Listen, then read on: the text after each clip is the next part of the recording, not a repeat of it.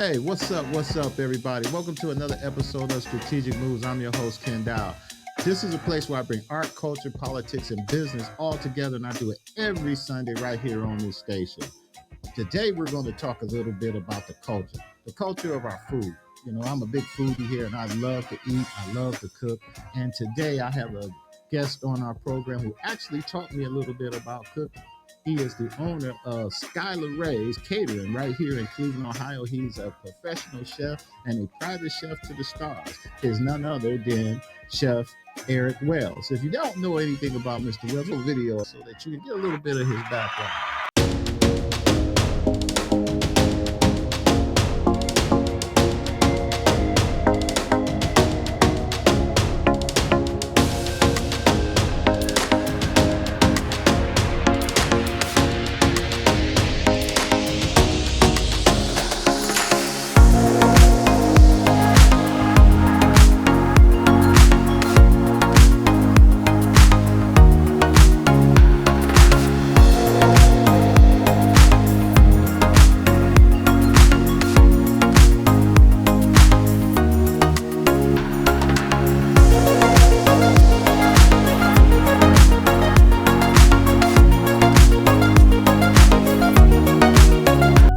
Like for you to welcome Chef Eric Wells to our program. Chef, how you doing?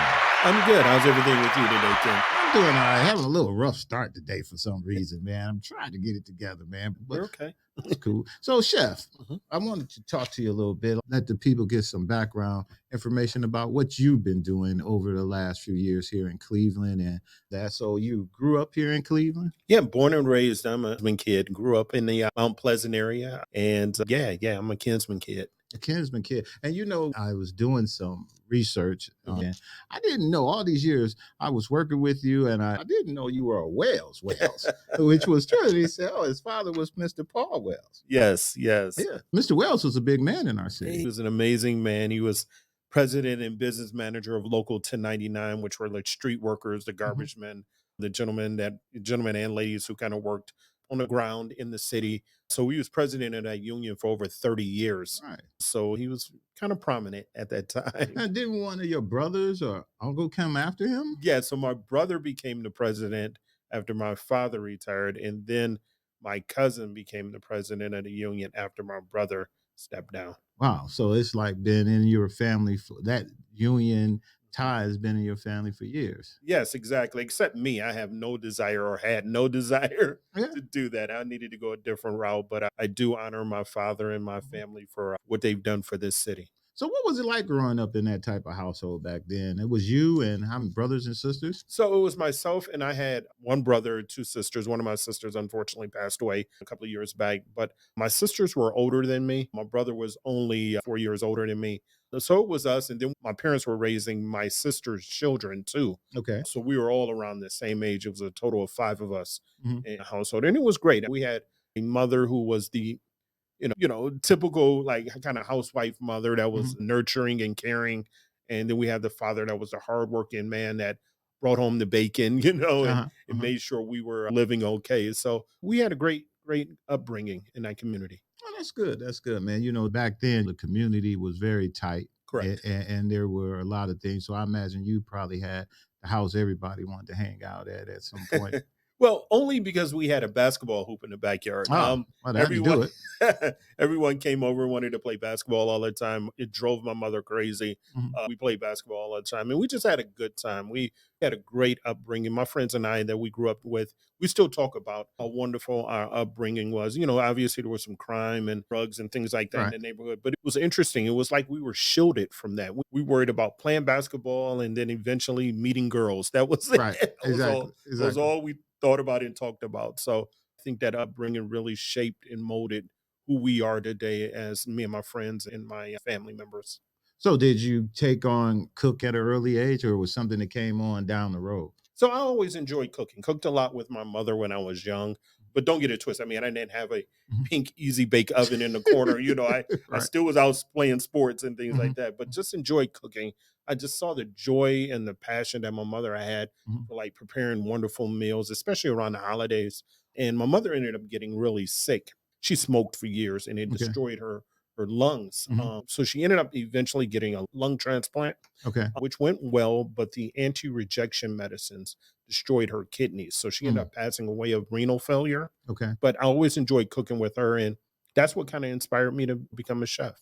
So let me ask you, when you were starting to cook, was it grilling first? Because there's a difference in grilling and cooking, I believe. They're the same, but they're different, right? Definitely. So it wasn't grilling for me. Wow. It was cooking. Mother had this old cookbook, a couple of old cookbooks. And I always tell the story. The first recipe or first dish I ever made, I was 8 years old. Mm. She had an old Betty Crocker cookbook. Okay. And on the cover was a picture of this dish called chicken cacciatore. Okay. So begged my mother, Mom, can I please make it? Can I please make it? So finally she was like, okay, I'll go buy all the ingredients and you can cook it. So she brought all this stuff. I came home, followed the recipe at 8 years old and made this chicken cacciatore. And it was tomato sauce and chicken juice everywhere. Wow. But my family enjoyed it. It looked just like the picture on the cover. Mm. And that's when I initially fell in love with cooking. So I guess you perfected that meal as you got older. Funny, I made it once, probably in the last 15 years. Wow. It was like in a cooking interview thing, and I made that dish, and that was the first time I made it in like 15 years. What is one of your favorite dishes you like to make? Since Um, we're on there. I do a lot of Southeast Asian cuisine, Mhm. so I do a lot of Thai cuisine. So Thai food is my favorite. You know what? Matter of fact, you were running a Thai cooking class. Exactly, I was exactly. thinking about taking my daughter and rolling her in there because she likes cooking, and I thought about it. Matter of fact, I did. I tried to enroll her in it, and it was already full. Your classes be going quick. Yeah, unfortunately, the classes do sell out fast. But yeah, Thai cuisine is my favorite cuisine. And the reason I love it is because it hits what I call the four S's. It hits the salty, sweet, spicy, and sour Oh, more okay. than any other cuisine in the world to me. Mhm. And it hits those four and it balances out really well. So, you know, don't want to get technical, but that's why I love that cuisine. And it's such a diverse cuisine. So we'll go back down the road a little bit. So out of high school and college, did you go off to college, or you Yeah. stayed home, or? So I went off to college. Well, crazy story. I went off to Florida A&M. Oh. So I was down in Tallahassee, and I was down there for about a month and a half. Mhm. And I came home because I was homesick. It was the worst decision I've ever made in my life. But I came home because I was homesick. Went to Cleveland State. Then I ended up getting a job and kind of doing my thing, and eventually going to culinary school. And again, it was one of next to marrying my wife the best decision I've ever made going to culinary So school. I was looking up and I was reading on your website, and you talked about your mom was one of the ones who really told you ought to take the skill and Mhm. train it into something that you could do. What was you doing prior to making that decision? Because you say you quit a decent job. You had a pretty good job, right? Yeah, I actually was working for Progressive Insurance. Okay. So I was a supervisor at Progressive and I was Mhm. making really good money. And as I mentioned, my mother got really sick and passed away. And one of the last things she told me before she passed away was to take this gift that I've been blessed with to the next level. Mhm. I didn't know what that meant. So I prayed on it, was given this vision of going to culinary school. But at the Mm. time, I'm married, children, mortgage, Mhm. Right. working for this Right. Fortune 500 company. What was I going to do? So my family decided to use my mother's insurance money Mm. to send me to culinary school. So the culinary school I went to is called the International Culinary Arts and Sciences Institute. I heard that. It's out in Chesterland. Mhm. So if you're familiar with Loretta Paganini, Mhm. it's her professional program. I ended up being the first African American to graduate from that program. Really? And then once I graduated, stayed at Progressive. So I was kind of doing my private chef stuff and Mhm. staying. Then the Lord spoke to me again and kept saying, leave Progressive, do this thing full time. I'm going to take care of you. And I didn't trust it, Mhm. honestly, until about 8 years later. I ended up quitting Progressive and doing this thing full time. So I've been full time doing this since 2012. So I'm gonna go into the culinary school stuff if you Mhm. don't mind. No problem. What was it like going into culinary school and then knowing that you were the only African American there, coming from a position of walking into this school, you selling insurance, you got a family, you got other things. Yeah. And I imagine you starting at the very beginning, and I imagine there were people in the class who maybe had a little more skills than you coming in the door. What was that like, man? So a couple of things here. One, because I was working during the day, I went in the evening. I went to school in the evening, and there were only 7 of us in my culinary That was a class. help. So that was big. And no disrespect, but only 3 of us were intending on becoming chefs. Hmm. The other 4 were people, and they were all 4 women that were just interested in learning how to cook better Right. for Okay. their families. So there was no like competition or anything like that, where Mhm. there's very little, then it's amazing how God kind of lays out your path. Mhm. The school, Loretta Paganini School of Cooking, I didn't know this at the time until I got there. I didn't put two and two together, but Loretta Paganini's husband is a doctor at Cleveland Clinic. He was my mother's chief doctor at Cleveland Clinic. Wow. So he knew the family. He knew me, and I didn't put two and two together until I got there. And I saw him there, and I'm like, Dr. Paganini, what are you doing here? And he was like, this is my wife's Mm. school. And I'm like, Wow. oh, I never put it together. So Wow. they kind of guarded me and protected me Excellent. and made sure I was okay. Excellent. So I look at them as my surrogate parents now, Mhm. Mhm. and we still stay in touch, and they're wonderful people. So at the beginning, you gotta learn knife skills, you gotta learn it all in order to graduate from a school like that, right? Exactly. So knife skills were in. That's early in the program. Mhm. And I went home with calluses on my hands Okay. constantly. Mhm. One of the things we had to do was we had to whip cream. Mhm. So we had like a bowl of cream, of Mhm. heavy cream, and we had with a whisk, we had to whisk the cream for 5 minutes. And after Wow. 5 minutes, we had to hold the bowl over our head. Mm. And if we didn't whisk it well enough, obviously it would all fall Oh, down. oh, you said you had to hold it over Yeah, your over her head, like, yeah, like, turn it Oh, upside down, okay. hold All it right. low. Okay. Thank God that mine turned out okay. So, yeah, it was wonderful. I What's the wish it could hardest thing about the school? the hardest thing now, I don't drink, I'm not recovering or anything Mhm. like that, but I never been into alcohol or drinking or Okay. anything. We had a wine pairing night. Ah. Now, mind you that I worked 8 hours, All right. went to school for 4 hours after, 3, 4 hours after, working, and we paired 6 wines with 6 dishes, trying to get it, and I'm driving home, like, praying like, "Lord, please don't let me get pulled over. If I get pulled over, I'm gonna be in trouble Right, right, here." right. So, and then I found out that I wasn't supposed to drink the wine, I was supposed to taste it and spit it out. But You uh, say you was I was wine just taste. drinking. That's what we're This supposed to tastes good. do. That's But good. that was probably the most difficult. But it was challenging. The Mhm. entire course was challenging, but it was rewarding. And Mhm. I'm really, really happy that it went well. And I'm again one of the best decisions I've ever made. So what would you think the most difficult dish you had to make there? We had to make a squid ink pasta. Hmm. So we had to make our pasta from scratch, and we had to add squid ink to it. And Mhm. squid ink, if you're familiar, squid ink just goes everywhere. It's literally the ink that squid Mhm. makes, and it's Mm. on your It's hands, it's all over black. your bed, it's black, it's all over the place.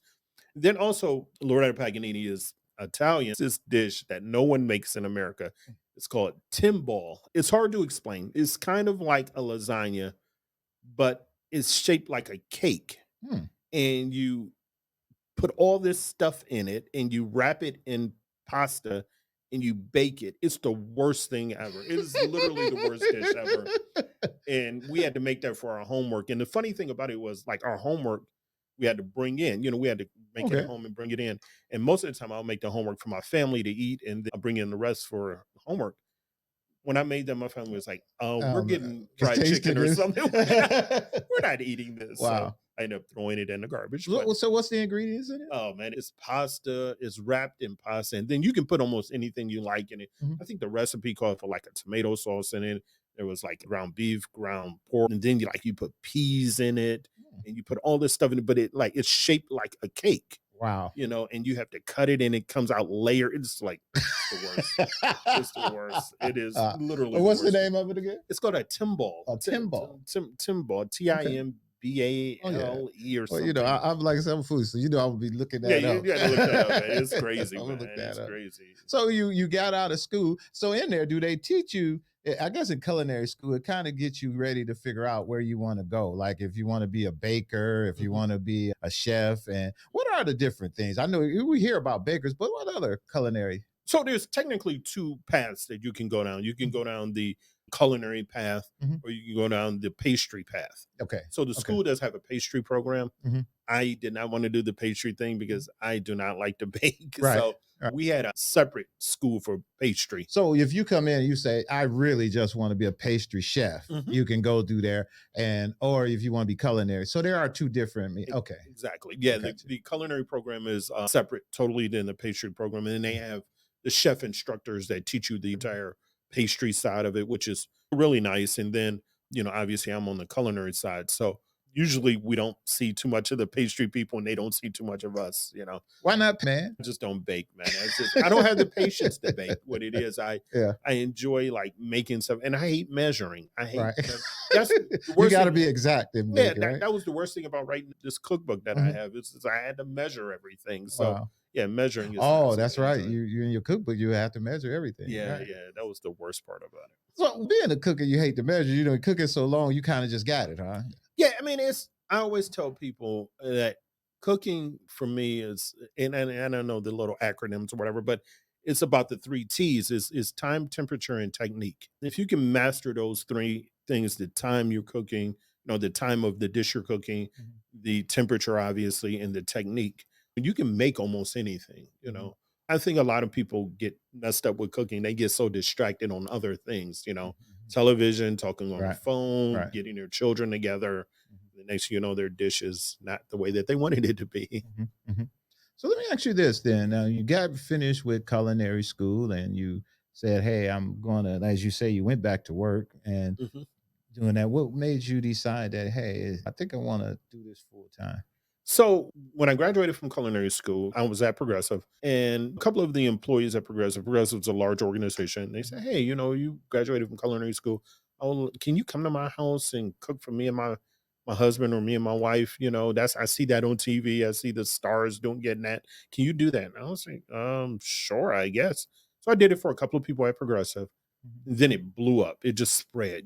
People at Progressive, hey, Eric Wells can do this, and he'll come to your homes. And then the whole entire TV thing happened. And when mhm. the Okay. TV thing happened, it just kind of took it to the next level. Mhm, And then the Lord kind of started showing me, listen, you can do this. You don't have to work at Progressive anymore. And I eventually decided to leave Progressive, which was mm, not an easy decision. mhm. Yeah. And started your own business then, right? Yeah. You went So full time. when I graduated and I started cooking for people at Progressive, that's when I started Skye LaRae's. Mm, So I kind of got the LLC together, kind of got a website going on and just kind of built it from there.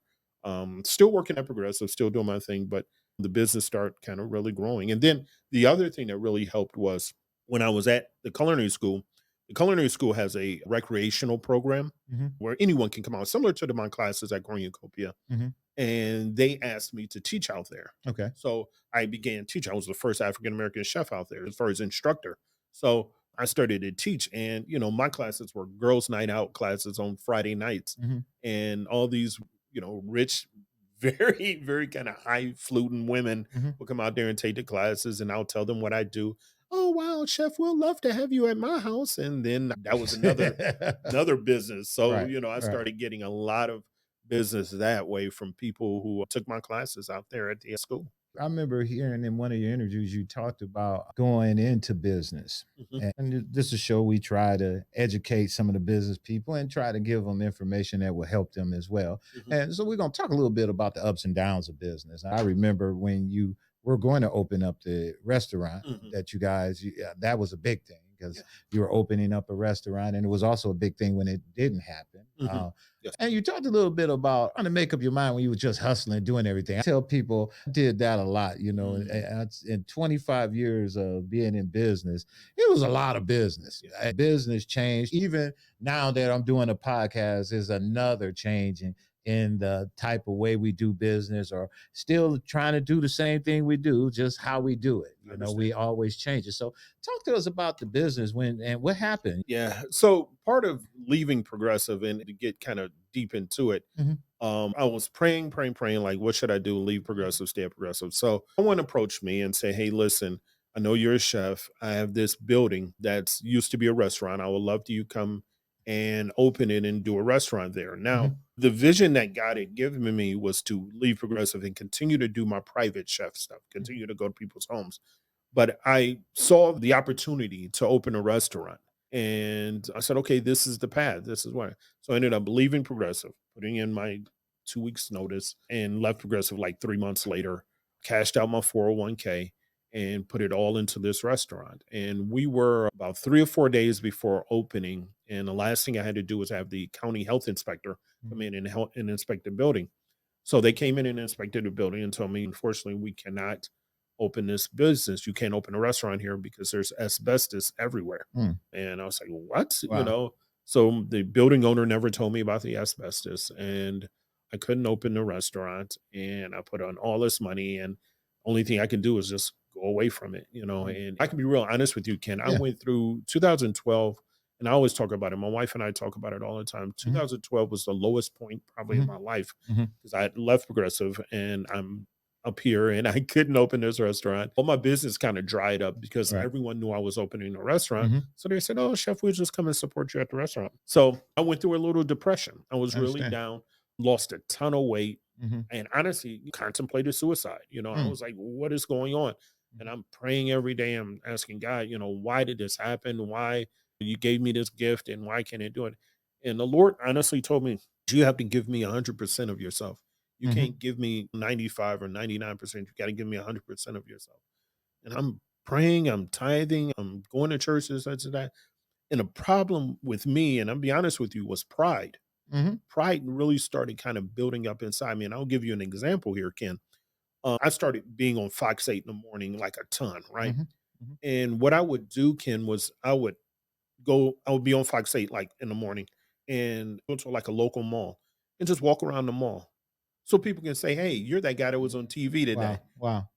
Because I Wow. needed that. I needed Wow. that Wow. validation. Mhm. And again, in 2012, God just revealed all that to me and said, "You have to get rid of your pride and stop doing that." And I remember the day I was on my knees with tears running down my eyes, saying, "God, I'm done. I'm done with the pride thing. I'm done with all of that."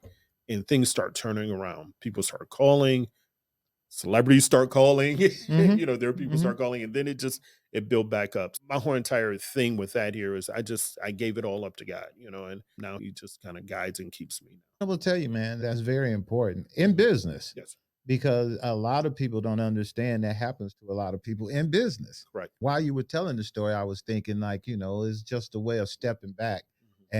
and your clients and everyone else. While you were saying that, they probably thought you was doing very well and looked at you when your restaurant didn't open. No matter how much you explained to them, Mhm. it wasn't your fault.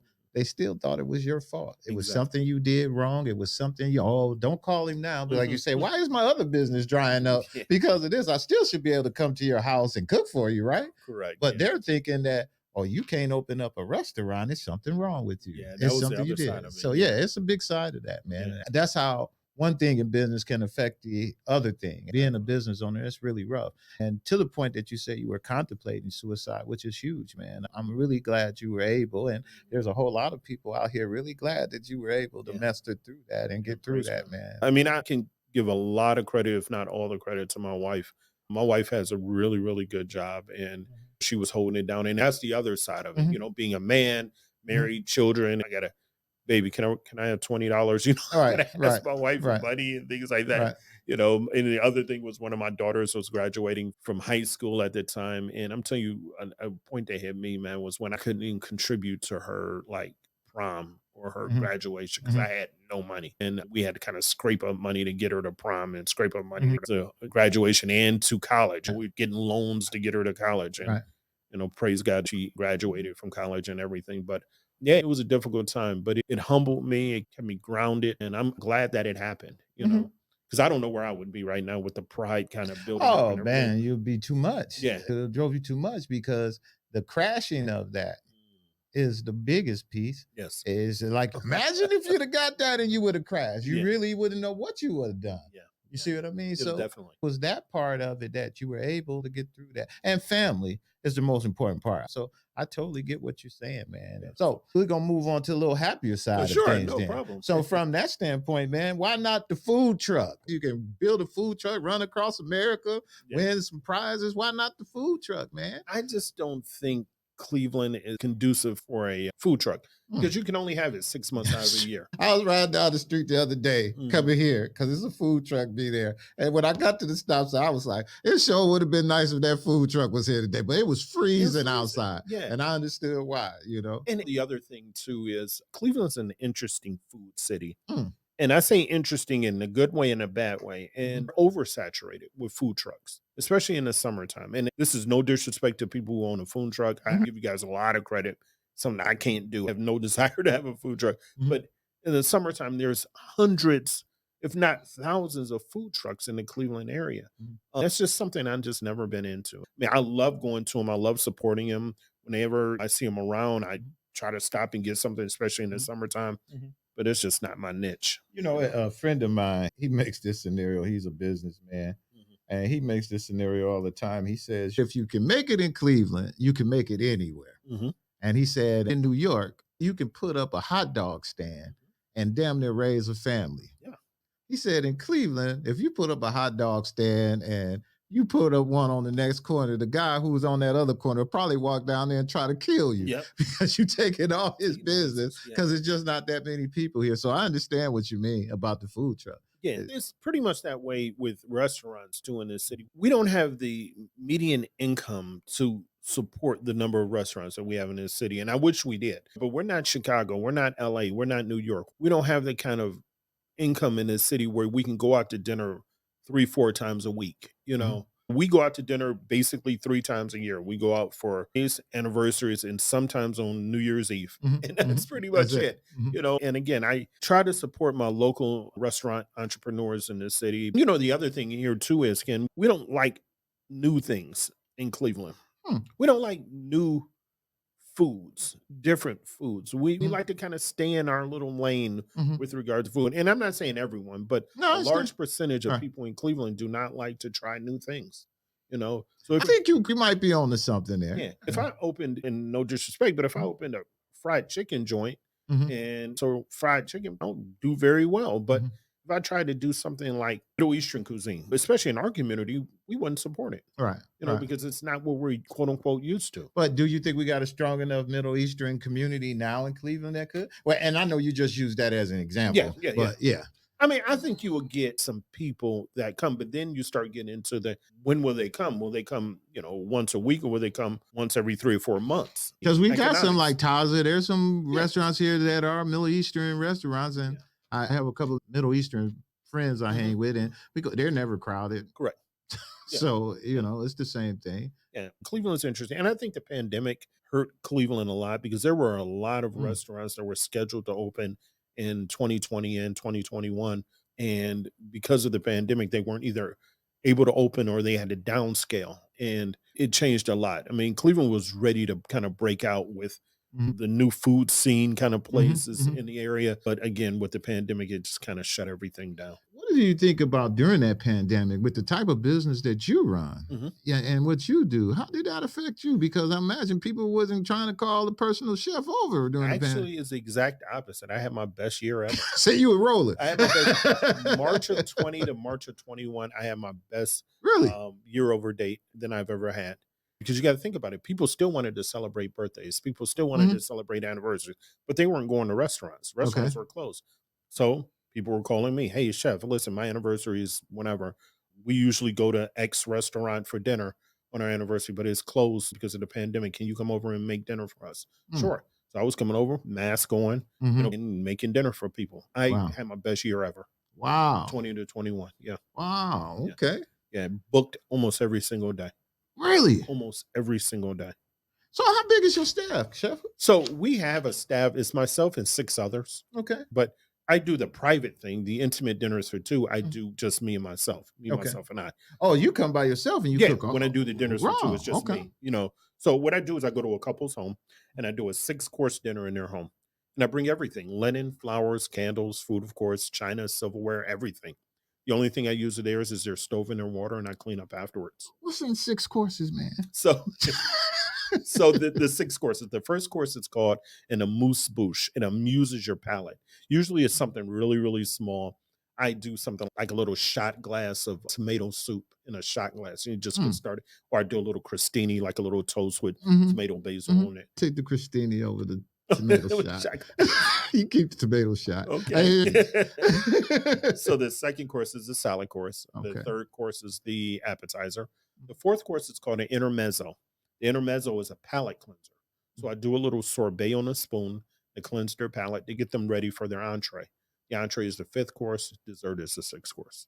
So, and again, I bring everything, clean up afterwards. And I've been blessed, Ken, to do over 2,200 of those in the Cleveland, Akron, Canton, Columbus 2,200? 2,200 in the Cleveland, Akron, Canton, Columbus area. So I met a ton of couples. And it's more than me, Ken, just coming to their home and just throwing food on the table. we're conversing all night. Mhm. So we're talking about how they met, the story, their Mhm. wedding, their anniversary, Mhm. vacations that they've been on, their favorite Mhm. local restaurants, things like that. So by the end of the evening, as I'm cooking and serving them, we're like best friends. They're like, Wow. chef, we're going to have another event. We're going to have my friends and family come over and we want you to cook for us again. And that's just how organically the business has grown. What's the most requested meal?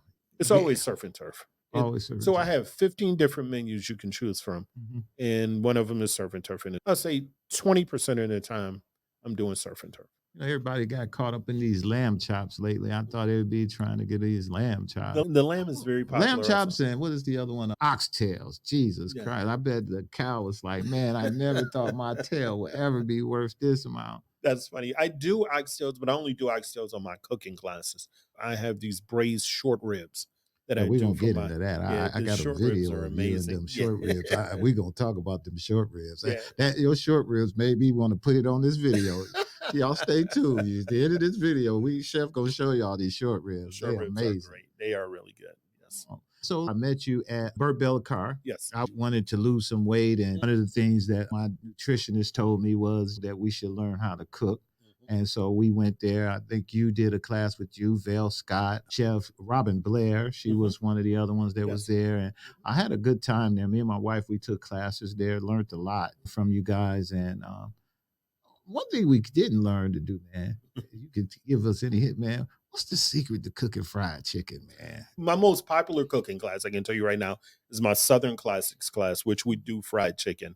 So I do a buttermilk fried chicken with a honey and hot sauce glaze. See, And that sounds just like what I want. so what we do is we soak the chicken in buttermilk. We soak it for about 20 minutes, take it out, and we season it. We season salt, pepper, garlic powder, onion powder, a little cayenne pepper, things like that. We both season the chicken, then we season the flour. Now, it's two keys to making good fried chicken. One is the oil temperature, Right. and two is your batter, your flour. Mhm. So what we do is we do 4 parts flour to 1 part cornstarch. Okay. So if we use 4 cups of flour, use 1 cup of cornstarch. What that cornstarch does is it actually makes the chicken super crispy. Mhm. The cornstarch, that's where you get those little kernels of Mhm. crispiness in the chicken. So we take the chicken out of the buttermilk, we season it, we dredge it in that flour cornstarch mixture. We put the temperature of the oil at 350 degrees. Very important. I think people try to get it too hot at Right. like 375 or 400 degrees, and you Mhm. just burn the outside of the chicken and the inside of the chicken is raw. Exactly. So what we have is, and also as I mentioned, technique is important. So having a proper vessel to cook it in is correct. So we have this big, what we call a rondo, Mhm. this big rondo that we fry the chicken in, and we do about 9 minutes on one side, turn it over, 8 minutes, 9 minutes on the second side. It's done, Mm. and the chicken's done. Season it with salt, and as soon as it comes out, you have perfect fried chicken. Perfect fried chicken. Yeah, Yeah. All right. So then you started doing these classes. So yeah. is that something you bought on as a business? So what happened was I was teaching out at Paganini School of Cooking, and one day I was watching the news, and I saw that they were building this facility on Kinsman, and I'm a Kinsman kid, so I'm thinking, Nice. wow. I called Burton Bell and Carr and said, "Hey, I saw your news thing, and I would love to be part of it." They said, "What's your name?" And I said, "Eric Wells." They said, "Chef Eric Wells?" I said, "Yeah." They were Mhm. like, "We know who you are. Can you come down and meet with us?" I said, "Sure." So we planned a meeting. I sat down with them. And they said, listen, we know little or nothing about how this place should look or whatever. Can you tell us what to do? So I'm not an artist, but I kind of wrote out where things should be. We should have this large island here. Oh, so you We should have designed that this. Yeah, kitchen, man? Oh, okay. I'm going to say I designed it, but I'm not an architect. No, So that's fine. I told them where everything should be. This should be here. This should be here. That's beautiful. And if you've seen it out at my culinary school out in Chesterland, we have this place called the Gingerbread House. Mhm. It's almost exactly the way the gingerbread house is laid out. So that's Okay. where I got the vision. Like Okay. it should be like this, it should be like this, it should be like this. And 3 months later, it showed me the diagrams. Mhm. It looked great. They built it, and we've been there ever since. That's nice, man. They Yeah, did. Did you see the kitchen they built in Glenville at the Eastside Market? yeah, beautiful kitchen. Yeah, It's a beautiful facility. it is nice. Beautiful facility. Yes. So yeah, I'm still teaching at Cornucopia Mhm. Place. We're going into our 14th season of cooking classes at Cornucopia. I Mhm. call them Cooking with Chef Wells. Mhm. The current season is sold out. The new It's season will always start. sold out, man. I'm Always. telling y'all. If y'all want to get in that class, you got to get there because he is Sorry. sold out all the time. But the new season will start in April. I'm putting together the classes now. Mhm. They'll be sold on Eventbrite, so you would need to jump on Eventbrite and make a payment. But they've been wildly successful. It's Mhm. crazy. And the diversity in my class. I Mhm. mean, this season, more than half the people that have attended my class have been non-black. Wow. Yeah. And people like, hey, I just heard about your classes. I'm coming from Mhm. Columbus. I come in from Detroit area. Wow. Had Wow. people come in from Pennsylvania. Take your classes. Well, see, that's Wow. because you're a good cook, man. Uh, I'm telling you. Let's talk about that cookbook right there, man. So this is a cookbook, Cooking with Chef Wells, Intimate Dinners for Two. What I did was I had 29 of my favorite couples that I cooked for share their story in the book. So it's like Oh. their picture and their story of like how they met, their Mhm. dating story, Mhm. their wedding, their anniversary. So it's really interesting. Great couples in here. And it's really funny. We put this book together. It was released in 2019. And I still have people that stop me and say, Chef, I love the book. But I can tell you, I've never looked at one recipe. I just read the stories of the couples. So, man, you got stories for days, I'm Yeah. sure. So I've been contemplating working on a second book, and this one took a lot out of me. I So understand. I am getting the second book together. It's Hopefully, a it'll be lot a of little work. easier. Yeah. So let's talk about some of the people that you had the honor of cooking for. I've cooked for Mary J. Blige. That like. Well, the Mary J. Blige thing was interesting. Just a quick story. It was in June, about 10 years ago. And I have a relationship with like Radio 1, Okay. 93, 1079 them. So they contacted me and said, hey, Chef, are you busy today? Like, no, what's going on? They said, listen, it's 7 o'clock in the morning. Mary J. Blige is in town this evening. Her caterer's canceled out on her. We need someone to cater breakfast, lunch, and dinner for her and her staff all day long, 80 people. Can you do it? Yes or no? Wow. Um, yeah, I guess we can do it. So I called my staff. I'm calling my vendors. They said, okay, chef, breakfast, lunch, and dinner. We need breakfast served at 9 a.m.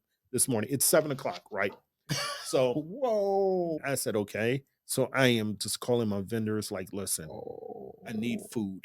I don't know what I need, but I need food. So my vendors were so good. So let me ask you, when you say Sure. your vendors, what's a vendor like? Who's a vendor like you call like? So I'm a Westside Market guy. Oh, so So you I'm at the calling your Westside people Market. at the Yeah, market and exactly. okay, all right, I got And you. they're just giving me food and food and food. And I'm like, listen, I'll pay you back Monday. I feel like the guy from the burger thing. Man, You right. know, I'll gladly give you a burger today for Money Tuesday or whatever. I'll You know, gladly pay you back Tuesday. yeah, that's what I felt like. But so we got out there and we knocked out breakfast, lunch, and dinner for her and her staff. But the interesting thing about it was where they put us. So the Mm. catering company wouldn't allow us to use their equipment or anything. So the only place they can put us is in the garage, like where the players park at the queue or the field house. We're in the garage, right? All the tour buses are in front of us with the smoke just billowing out into us. What? They gave us 3 6-foot tables. They gave us an old industrial from the 70s, kind of like cooler, and they didn't give us any cooktops or anything. So we cooked Mm. for 80 people all day long on, those burners that we flip out the cartridge, the those little burners. That's what we did. 80 people all day long, make That's breakfast, like lunch, and that. dinner. What Chef Irwin show Yeah, where he had to go in places and got to cook real quick for all these that's people. what it felt like. That's what it Wow. felt like. So we killed it. We knocked it out. So So you met her? met her about 3 o'clock in the afternoon. Gets off the tour bus to do her sound check. So she walks up to us. Hey, thank you very much for doing this last minute. I know this was last minute. Say, hey, ain't no problem at all. It was our pleasure to be here. That was my only interaction with her. So Wow. my wife kind of took care of her dressing room. The funny thing about it was they sent like the list of things that she Mhm. needs. In her dressing room, she needed 24 Twizzlers, Yeah, not they 25, always yeah, not yeah, yeah, 23, 24 Twizzlers. yeah. She needed some organic water, some organic tea, and all this Mhm. stuff. So they give me the entire writer at the bottom of the writer, and I'm kidding you not. After all of this stuff, it said a 24 bucket of Popeye's chicken. It said Mm. that. I should have printed it. I should have printed it and kept it Wow. as like a little thing. But yeah, we didn't get the chicken. So I'm about to say we that's did not do wow. that. But we Wow. made dinner for them, breakfast, lunch, and dinner. But the interesting thing was at the end of the night, I'm walking out. They're like, Chef, do you and your staff want to stay for the concert? I'm like, no, I'm exhausted. I want to go home. So then we settled at a nice little 5-figure amount. I'm thinking they're going to write me a check or a cashier's check. They get this briefcase, open the briefcase, $100 bills. Wow. I'm walking out of DQ in the middle of the summer. Pockets fat. Pockets fat. Just praying that God, please don't let me get robbed. If I get robbed out here, somebody gonna get me, So it was worth the aggravation. It was one day. It was a 1 day job, but it was an all day 1 day job. And I would, because with my vendors, I had to kind of like write checks and things like that. And I'm like, listen, don't cash this check for about a week, okay? So you had to bring your burners out there, your cook everything. What you cook them? What was the meal? So the breakfast, we made bacon, eggs, sausage. We bought pastries. We did grits. We did hash browns, things like that. And it wasn't ready at 9 o'clock. It was ready like closer to 10:30. But we knocked out all of that. And we had fresh fruit all day, fresh fruit, fresh vegetables all day long. For lunch, we just did like a sandwich kind of thing. We kind of made paninis, like panini sandwiches. People, our staff, and then we had like cold sandwiches, and we had soups and things like that. We bought soups, warmed it up. And for dinner, we did a pasta, like an Alfredo kind of style pasta. We did a stir fry, like a rice kind of chicken and stir fry. We had a bunch of vegetables, rolls, things like that. And then, desserts all day long. Fruit, like I said, and veggies all day long. So we just had this big display. I'm on the Food Network all day long. I'm one of these people, and as a professional chef, there's a lot of us out here now. Call ourselves foodies and call ourselves food experts and that, and don't really have no more expertise in anything other than what we done watched and learned on TV and know what we like to taste.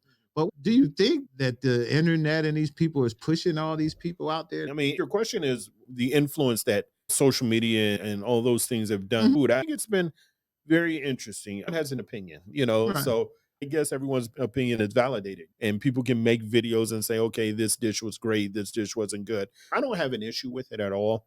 I kind of have an issue, and I say this with humility. I have an issue with so many people calling themselves chefs. Okay. I think being a chef is an earned title.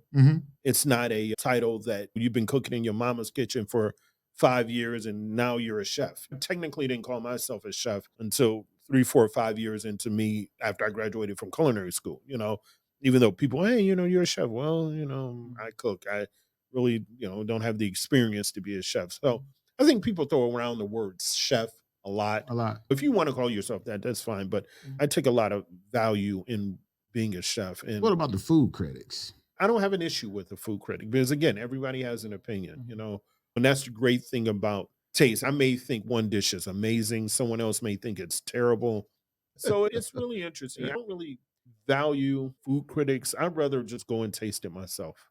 I've had some interesting situations where, like, for example, I had this one food critic person on internet and everything, and she had me over to her house to cook for her and her husband, and it was literally the worst house I've ever been in my life. Have you ever seen the show Hoarders? Like, Whoa, hoarding? really? That's what it was like. It usually takes me about 2.5 hours to do a dinner for two.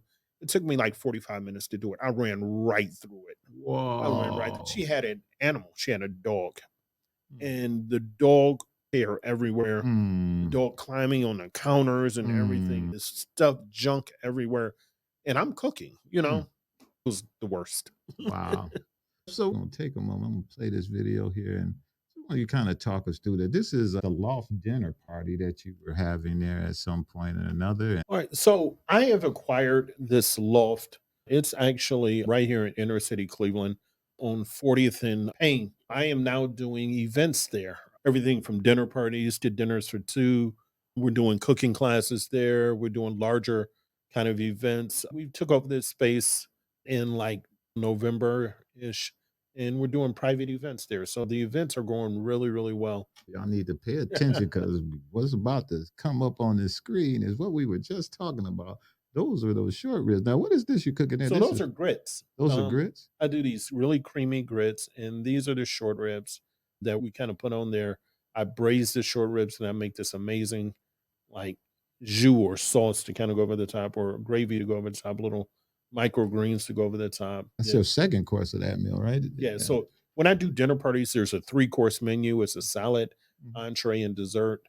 Right here we got the creamy grits, roasted rainbow carrots, and that braised short ribs. Man, they look like they fall off the bone. Yeah, and it's funny because the group here, they wanted to pick up the short ribs they eat with their hand, but they didn't want to do it on camera. I told them, do you, if you wanted to do that, no problem. So yeah, these couples are real couples. These are people I've cooked for before. And Oh, this is what my wife likes. She likes this creme brulee. yeah, this is a chocolate creme brulee that Mhm. I did here. Little raspberries and a mint sprig. It's one of my favorite desserts to make. I love creme brulee. So this is the Loft. This is the Loft. Yeah. I want to thank you for coming on our program today, sir. Honored to be here. This is a wonderful day. Thank you, Oh, Ken. don't thank you, thank you. Now, what we do in all our shows, this camera right here, it belongs to you, chef, and you get to end the program by saying something to the camera. Make sure you tell people how they can get your book. We're going to leave everything in the description as well of where you can get it. But chef, you take your time, say whatever you like. The camera is Okay. yours. I'm Chef Eric Wells. The name of my business is Skye LaRae's Culinary Services. We are a private chef company. We've been in business going on 19 years. The website is www.skylarays.com.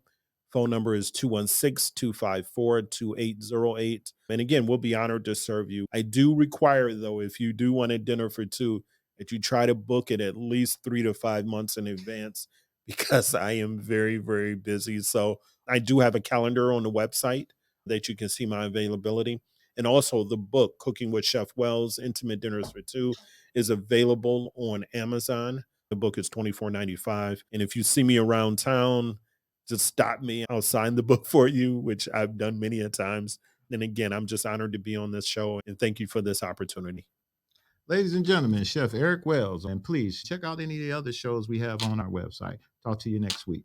Peace.